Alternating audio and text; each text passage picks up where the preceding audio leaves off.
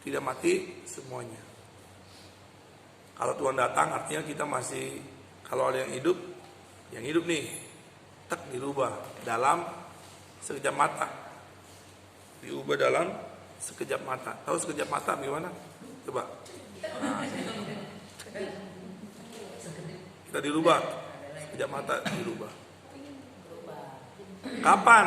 Nanti pada waktu bunyi napiri yang terakhir. Ya, waktu bunyi napiri yang terakhir. Kalau di 1 Tesalonika 4 ayat 16,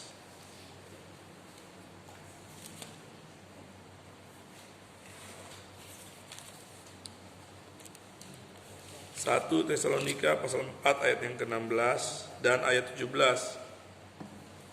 Sama-sama 1, 2, 3. Sebab pada waktu tanda diberi, yaitu pada waktu penghulu malaikat berseru dan sangkakala Allah berbunyi, maka Tuhan sendiri akan turun dari surga dan mereka yang mati dalam Kristus akan lebih dahulu bangkit. Sesudah itu kita yang hidup, yang masih tinggal, akan diangkat bersama-sama dengan mereka dalam awan menyongsong Tuhan di angkasa. Demikianlah kita akan selama-lamanya bersama-sama dengan Tuhan. Jadi dalam 1 Tesalonika 4 dikatakan pada waktu tanda diberi, yaitu pada waktu penghulu malaikat, ya, pemimpin malaikat berseru dan sangkakala Allah berbunyi. Nah, inilah terjadi pengangkatan. Kapan terjadi pengangkatan? Di suara sangkakala yang terakhir. Amin. Setuju? Ya. Tadi 1 Tesalonika pasal 4 ayat yang ke-16 dan ayatnya yang ke-17. Di pertama tadi di 1 Korintus pasal 15 ayatnya yang ke-51. Sesungguhnya aku menyatakan kepadamu suatu rahasia, kita tidak akan mati semuanya, tetapi kita semuanya akan diubah dalam sekejap mata pada waktu bunyi napiri yang terakhir. Sebab napiri akan berbunyi dan orang-orang mati akan dibangkitkan. Jadi yang mati dibangkitkan. Kayak bapak saya udah mati dibangkitkan. Dalam keadaan yang tidak dapat binasa dan kita semua akan diubah. Jadi yang mati bangkit, kita yang hidup diubah dalam sekejap mata, dibangkitkan dengan tubuh yang tidak dapat binasa. Kapan kejadiannya? Di saat sangkakala terakhir ditiup, ya, peniupan sangkakala yang terakhir. Lalu ada yang tanya mungkin, emangnya sangkakalanya ada berapa kali ditiup? Ya, ada 7 sangkakala yang ditiup. Wahyu pasal yang ke-8. Wahyu 8 ayatnya yang ke-6.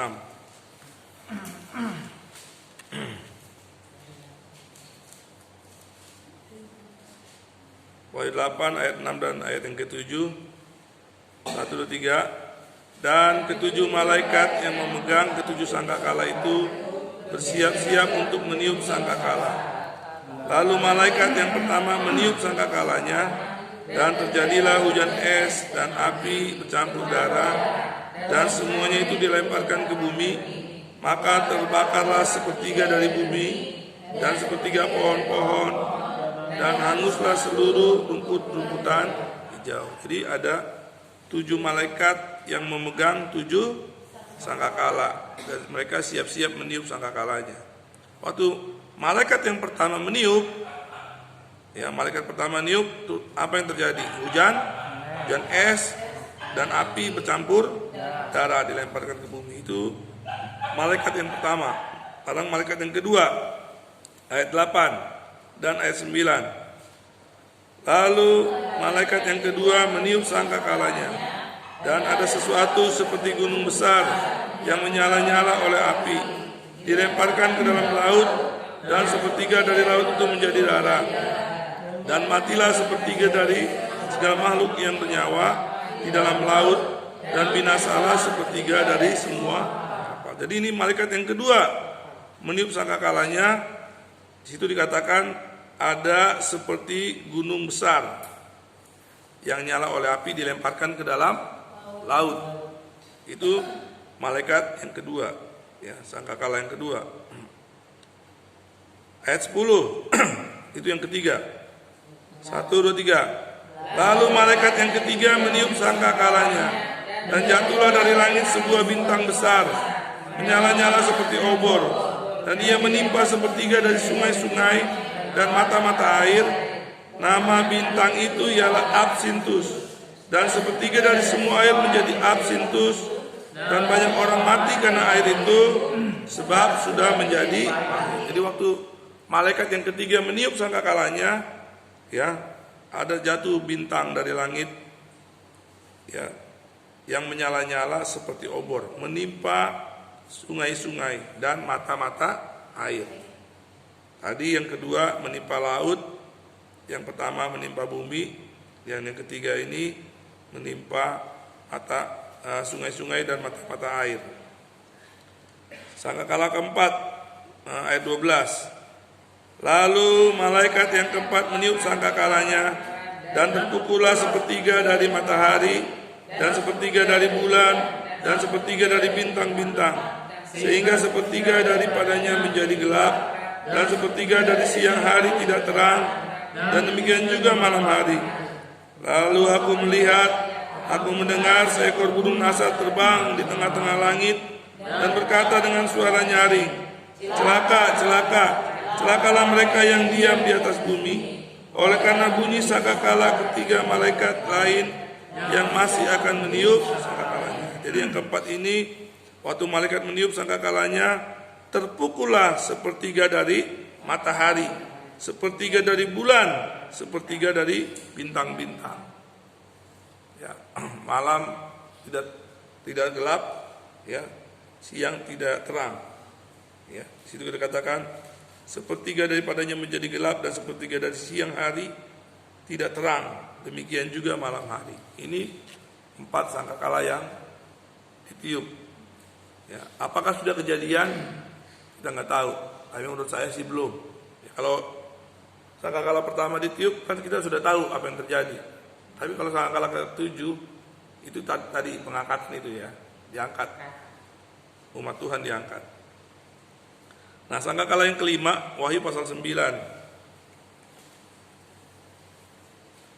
Ayat yang pertama.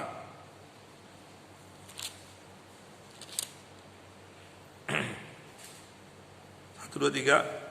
Lalu malaikat yang kelima meniup sangkakalanya, dan aku melihat sebuah bintang yang jatuh dari langit ke atas bumi, dan kepadanya diberikan anak kunci lubang jurang maut. Maka dibukanyalah pintu lubang jurang maut itu, lalu naiklah asap dari lubang itu bagaikan asap tanur besar, dan matahari dan angkasa menjadi gelap oleh asap lubang itu. Dan dari asap itu berkeluaranlah belalang-belalang ke atas bumi, dan kepada mereka diberikan kuasa sama seperti kuasa kalajengking di bumi. Dan kepada mereka dipesankan supaya mereka jangan merusakkan rumput-rumput di bumi, atau tumbuh-tumbuhan ataupun pohon-pohon, melainkan hanya manusia yang tidak memakai meterai Allah di dahinya. Dan mereka diperkenankan bukan untuk membunuh manusia, melainkan hanya untuk menyiksa mereka 5 bulan lamanya. Dan siksaan itu seperti siksaan kalajengking apabila ia menyengat manusia. Dan pada masa itu orang-orang akan mencari maut, tapi mereka tidak akan menemukannya. Mereka akan ingin mati, tapi maut lari dari mereka. Dan rupa belalang-belalang itu sama seperti kuda yang disiapkan untuk peperangan. Dan di atas kepala mereka ada sesuatu yang menyerupai mahkota emas. Dan muka mereka sama seperti muka manusia. Dan rambut mereka sama seperti rambut perempuan. Dan gigi mereka sama seperti gigi singa. Dan dada mereka sama seperti baju jira. Dan bunyi sayap mereka bagaikan bunyi kereta-kereta yang ditarik banyak kuda yang sedang lari ke medan peperangan. Dan ekor mereka sama seperti kalajengking dan ada sengatnya. Dan di dalam ekor mereka itu terdapat kuasa mereka untuk menyakiti manusia 5 bulan lamanya. Dan raja yang memerintah mereka ialah malaikat jurang maut. Namanya dalam bahasa Ibrani ialah Abaddon, dan dalam bahasa Yunani adalah Apollyon. Celaka yang pertama sudah lewat, sekarang akan menyusul 2 celaka lagi. Nah ini waktu malaikat yang kelima niup sangkakalanya. Kita menjadi di bumi enggak? Ada. Karena kita diangkat waktu sangkakala ke-7. Jadi ini masih yang kelima ini. Kejadiannya seru kan, mengerikan. Tapi kalau kita ada tanda di dahi, ya dahi kita tanda Allah, milik Allah, kita tidak akan mengalami penyiksaan itu. Itu tadi ayatnya, ya.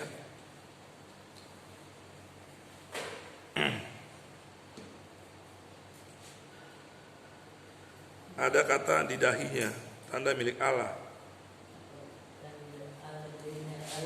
Ayat 4, dan kepada mereka dipesankan supaya mereka jangan merusakkan rumput-rumput di bumi atau tumbuh-tumbuhan atau pohon-pohon, melainkan hanya manusia yang tidak memakai meterai Allah di dahinya. Jadi Allah tandain mana yang punya Tuhan, mana yang enggak. Yang punya Tuhan jangan ada yang ganggu. Gitu.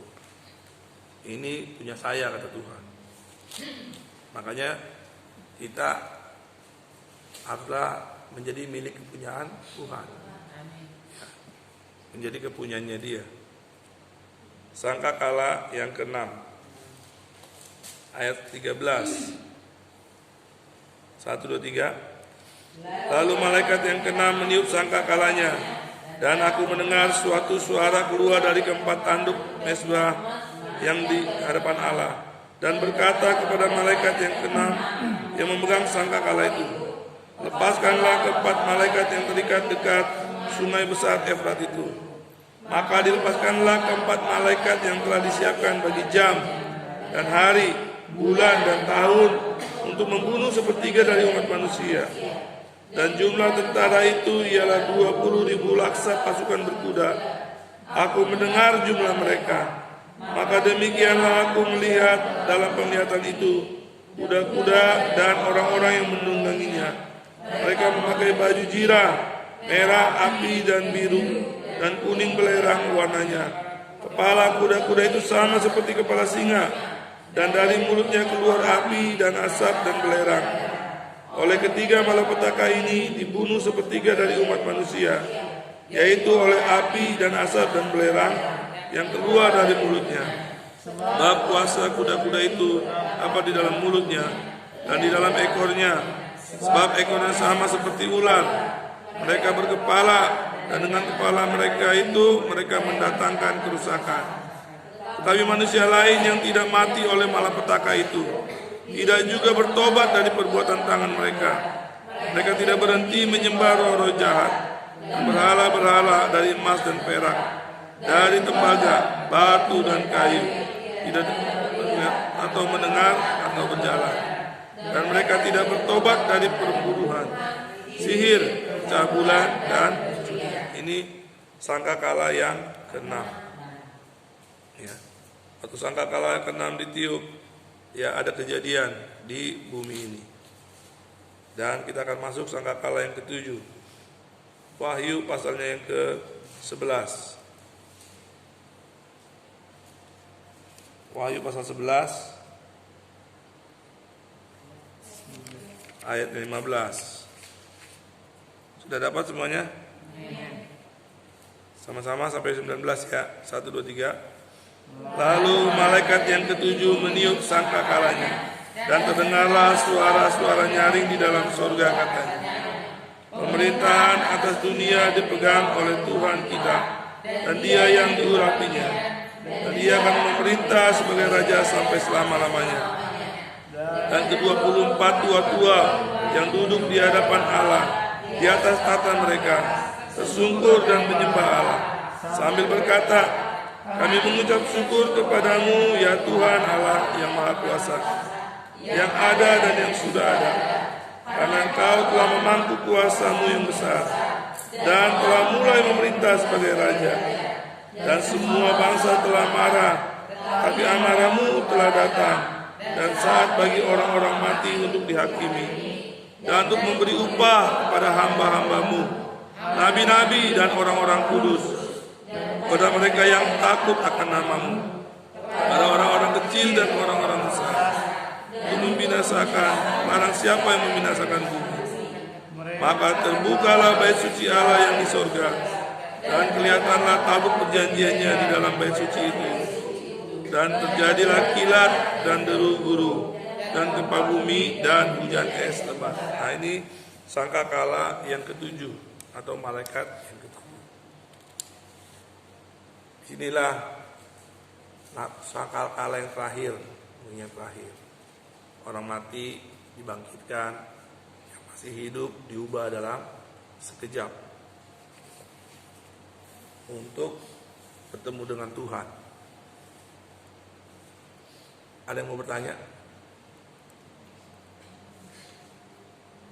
Lalu nanti supaya gini, kita harus tahu urutannya ya.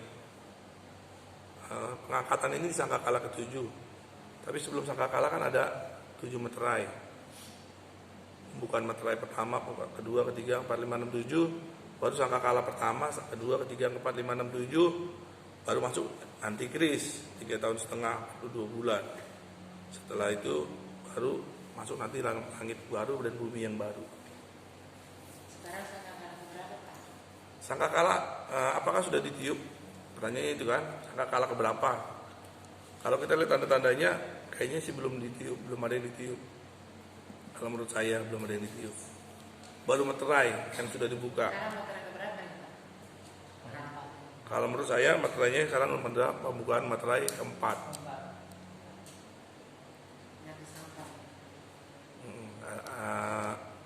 Saya bilang COVID-19 itu di meterai keempat. Ya. Mau lihat ayatnya? Tinggal mundur saudara. Kalau saya memang itu tanya itu benar dan kita gitu. Wahyu pasal yang ke-6.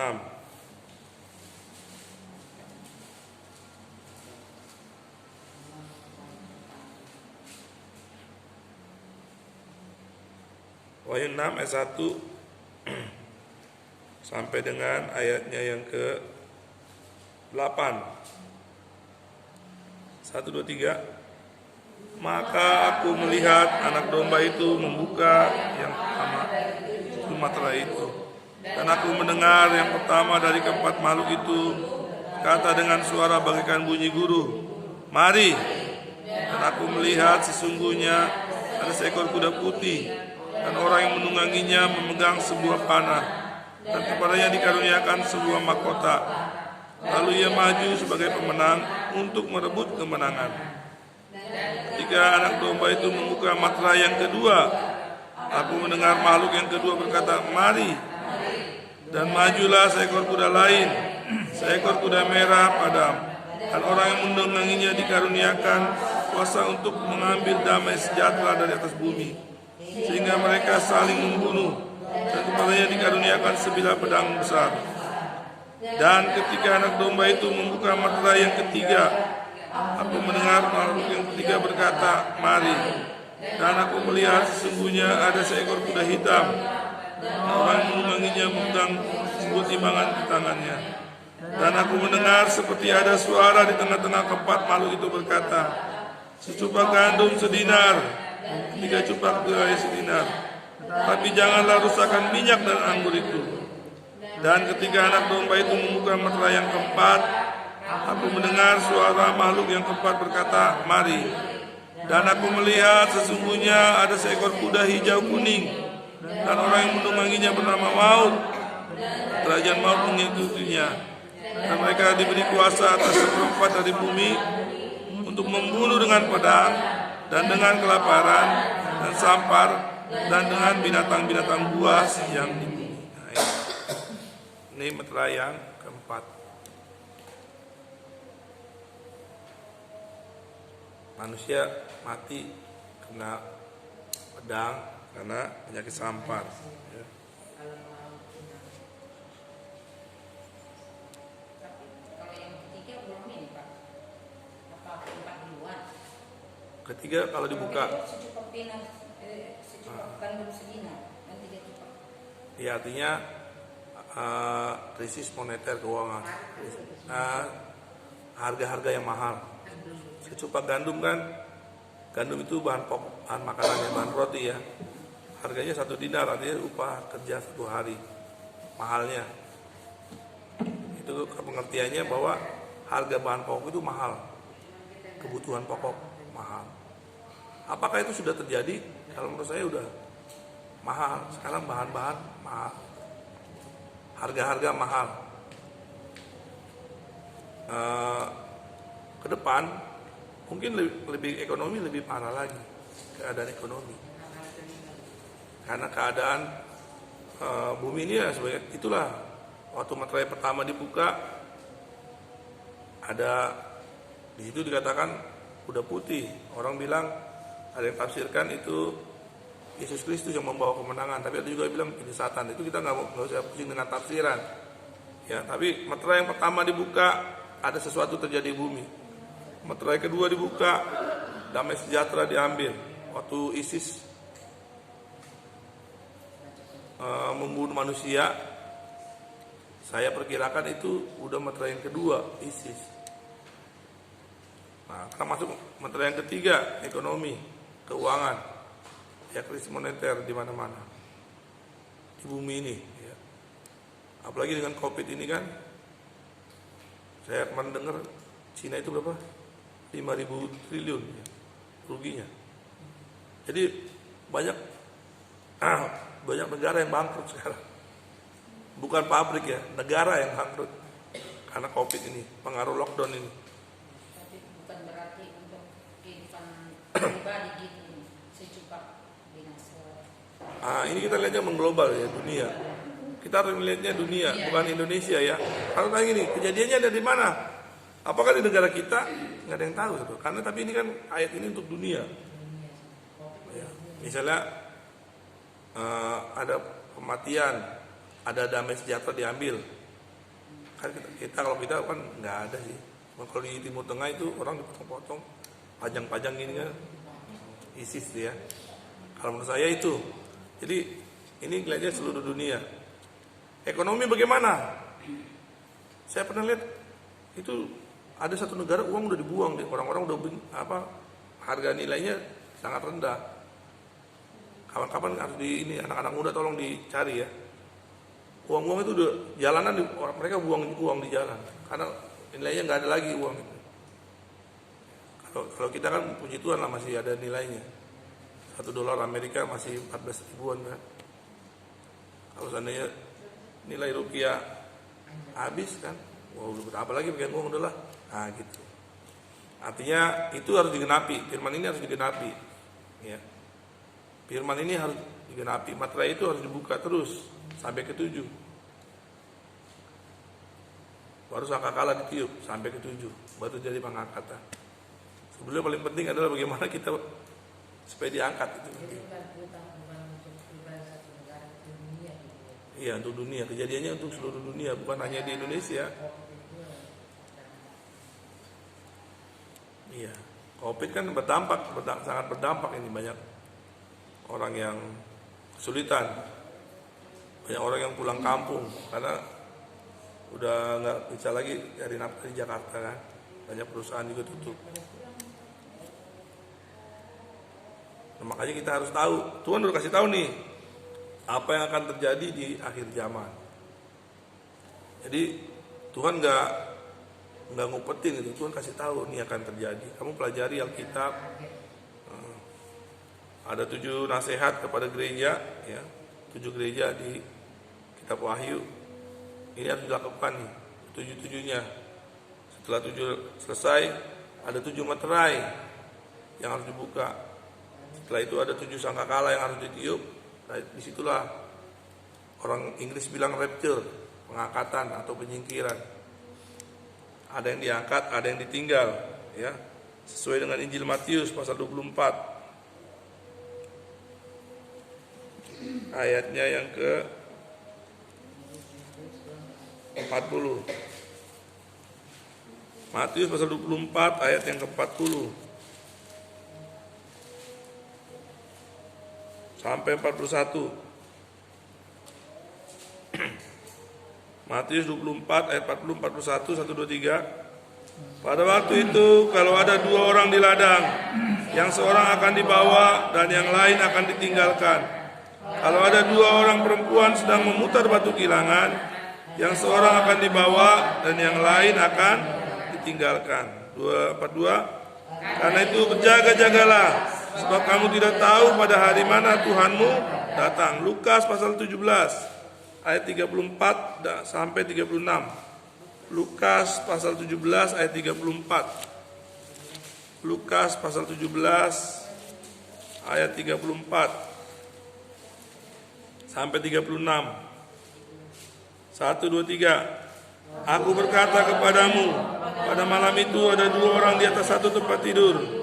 Yang seorang akan dibawa dan yang lain akan ditinggalkan. Ada 2 orang perempuan bersama-sama menggilang. Yang seorang akan dibawa dan yang lain akan ditinggalkan. Kalau ada 2 orang di ladang, yang seorang akan dibawa dan yang lain akan ditinggalkan. Matius pasal 25 ayatnya yang ke-10. Matius pasal 25 ayat 10. 1, 2, 3. Akan tetapi waktu mereka sedang pergi untuk membelinya, datanglah mempelai itu, dan mereka yang telah siap sedia masuk bersama-sama dengan dia ke ruang perjamuan kawin, lalu pintu ditutup. Ya. Kalau kita melihat itu, kalau ada 2 orang, 1 di bawah, 1 tinggal. Ada 10 gadis, 5 ikut, yang 5 sudah ditutup pintunya, tidak boleh masuk. Kapan kejadiannya? Nanti waktu Napiri terakhir. Kalau menurut saya bukannya sekarang ini, tunggu sangkakala ke-7. Masih panjang. Ya, kita harus lihat urutannya. Ya, kan Tuhan kan udah kasih tahu ayat-ayatnya. Dan ini pasti terjadi, ya pasti terjadi.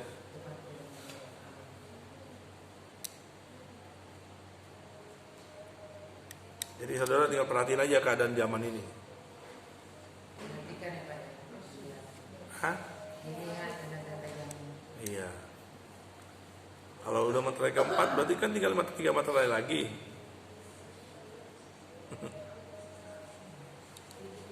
Apakah kita sudah tua mati? Nggak ada yang tahu. Tapi kita berdoa, ya Tuhan lakukan yang terbaik. Artinya kita jangan takut mati, saudara. Kalau menurut saya, mati sekarang lebih enak juga. Jangan ngerasain nanti yang angka kalah ke 1, 2, 3. Tapi kan terserah Tuhan. Nah, kalau tahu udah begini, apa yang harus kita lakukan? Apa yang harus kita lakukan? Tahu nggak? Siap sedia. Iya, siap sedia. Itu yang Tuhan mau, siap sedia. kapan dia datang. Dari ayatnya, karena itu hendaklah kamu siap sedia.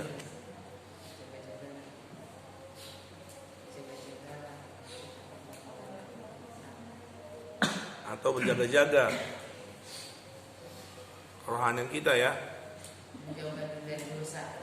Bukan kerja, kita menunggu. Ya enggak Pak? Hah? Sebagai jaga-jaga yang menunggu doang gitu. Kapan Tuhan datang, kapan Ada 7. Ada 7 nasihat. Siap sedia. 1.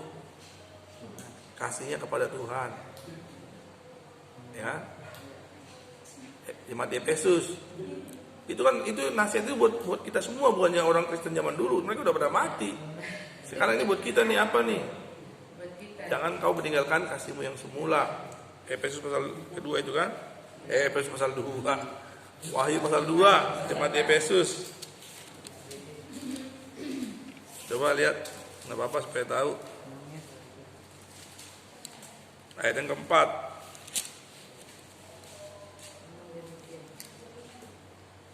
Wahyu 2 ayat 4, 1, 2, 3.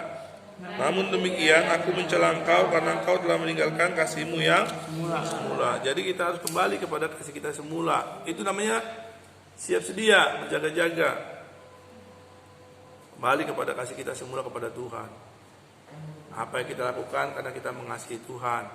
Ajar sekolah minggu karena mengasihi Tuhan. Kalau nggak mengasihi Tuhan, tinggalin anak-anak bandel-bandel kan. Tapi karena dia mengasihi Tuhan, dia tetap ngepel gereja karena mengasihi Tuhan. Udah nggak digaji, gereja kotor banget, makanan di mana-mana. Tapi karena mengasihi Tuhan, dia tetap melayani Tuhan. Itu kasih. Yang Tuhan mau itu kasih kita kepada Tuhan. Walaupun istri cerewet, tapi dia tetap setia. Kenapa? Karena dia mengasihi Tuhan. Jadi semuanya alasannya karena mengasihi Tuhan. Apapun yang saudara lakukan karena mengasihi Tuhan.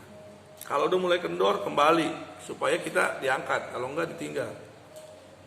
Ya, kasih kita. Yang kedua, Wahyu 2 ayat 10, hendaklah engkau setia sampai mati. Jadi kesetiaan kita seperti Daniel setia sampai mati. Sadrak, Mesak, Abednego, mereka setia sampai mati. Nggak mau buat dosa. Nah ini harus kita bina nih iman kita nih. Saya mau setia sampai mati sama Tuhan, Tuhan Yesus. Tapi banyak orang kan enggak ya, tapi biarin terserah kalau yang enggak. Tapi kalau mau diangkat, setia sampai mati. Itu ada 7 nasihat ya. Pada jemaat di Smyrna, kesetiaan. Kepada Pergamus itu tentang ajaran Bileam, cinta beda agama.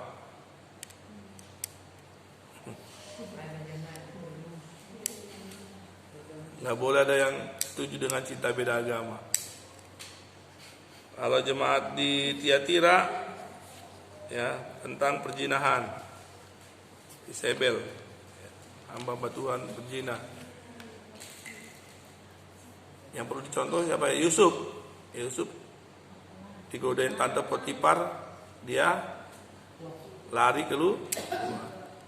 Nggak lari di tempat. Kalau dia lari di tempat jatuh juga dia.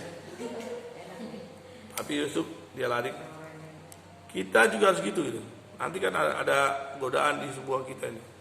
Apalagi hamba Tuhan yang muda-muda, yang ganteng-ganteng, yang cantik-cantik, hati-hati. Ya. Hati-hati hamba Tuhan ya, apalagi yang belum nikah kan. Kalau pacar yang ngajak ke tempat yang gelap, nyalain lampu. Nyalain lampunya dah. Bahaya ini kalau gelap. Karena ada wanita Isabel, ya, wanita Isabel. Tuhan bilang ada wanita Isabel yang akan menjatuhkan hamba-hamba Tuhan. Yang bujangan kan. Kalau pendeta-pendeta yang udah suami istri konseling. Pak pendeta konseling dong deh. Di mana?